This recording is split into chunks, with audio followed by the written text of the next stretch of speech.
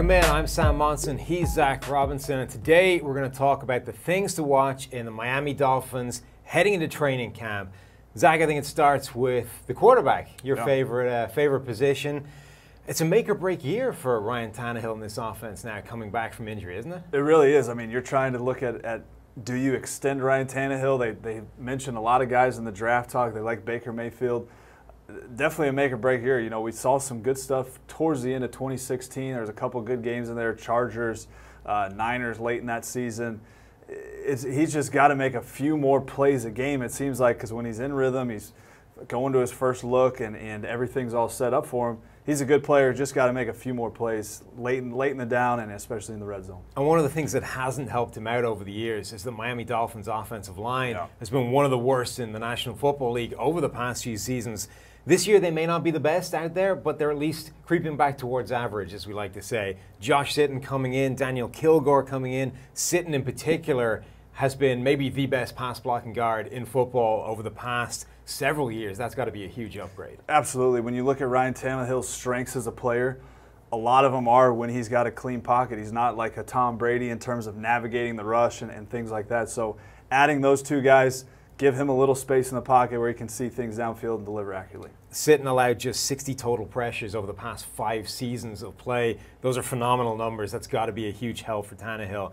Elsewhere, though, I want to look at the defensive front minus Ndamukong Suh. Now, they finally cast off that giant contract that they signed him to a few years ago. Yeah. But it does leave this gaping hole now. There's a real dearth of talent in that defensive line. Devin Godchaux, Phillips at defensive tackle. Robert Quinn has come in free agency, but Quinn just isn't the player that he used to be. It's really Cameron Wake and a bunch of guys now. Yeah, you look at the middle of that defense, and there's a lot of holes. Devin Godchaux had some good stuff last year. I think Vincent Taylor's going to be a guy that's going to need to take another step. He had some good stuff from last season. The edge rushers, are you going to get very much from those guys? Robert Quinn, obviously Cameron Wake shows up that one side, but a lot of questions with Suh moving on. Vincent Taylor's an interesting guy, though, because wasn't a high pick, but 185 snaps last year. Did grade really well, particularly against the run. And those are the kind of guys that PFF has been really good on hitting on early. The guys that have played well, limited snaps, but do need to see the field more. So that's maybe an opportunity for him. Robert Quinn, though, they brought him over as a potential addition to that pass rush, but 37 total pressures last season. After his 2012 season, maybe the single greatest edge rush year we've seen from anybody over the past 12 seasons of grading, just hasn't been that guy recently. Yeah, I'm not sure if he's going to ever get back to that level. You look at schematically, are they going to try to scheme something up? They do a lot of double-A pressures and try to generate pass rush that way. That could be what they look at doing. The back end is fairly average as well, so a lot of questions overall along that defensive front.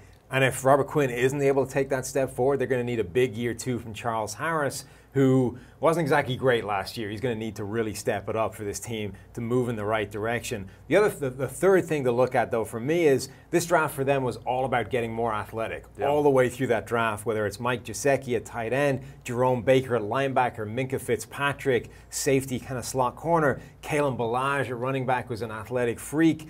There's space for all of these guys to make significant impact in year one, given where the holes on this roster are. I'm curious to see how those guys do in their first training camp. Absolutely. A lot of guys that you like the athletic profile that they fit. Mike Gesicki, they haven't had much of a tight end threat the past few years there.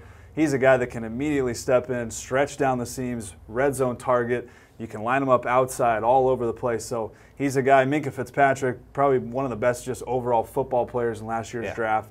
And then Jerome Baker as well. So a lot of guys with a lot of talent. We'll see if they can kind of put it together and get on the roster, on the team, and make an impact. And then the big position battle to watch for me is at linebacker. It's between Stephon Anthony and Jerome Baker, their rookie this season. Actually, there's a lot of similarities between these two guys in terms of grading extremely well during their time in college, but Stephon Anthony has been a real disappointment so far in the NFL, and the door is there for Jerome Baker to get some early playing time. Yeah, absolutely.